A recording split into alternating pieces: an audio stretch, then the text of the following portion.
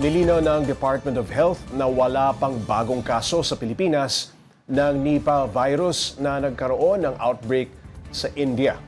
Sa panayam sa programa Sa Totoo Lang, sinabi ni Health Assistant Secretary Albert Domingo na hindi na bago ang Nipah virus. Nagkaroon daw ng ganitong kaso sa Pilipinas noong 2014 pa, pero wala na ngayon. Sabi niya pa, walang kailangang baguhin sa kasalukuyang sistema sa borders ng bansa dahil sapat naman daw na ang ginagawa ang pagbabantay. Kailangan lang daw maging tapat sa e-travel ang mga biyahero. Ang Nipah virus ay isang zoonotic disease na maaari raw ihambing sa rabies. Bagamat wala pa itong bakuna sa kasalukuyan, ayon kay Asek Domingo, wala raw dapat ikabahala ang publiko.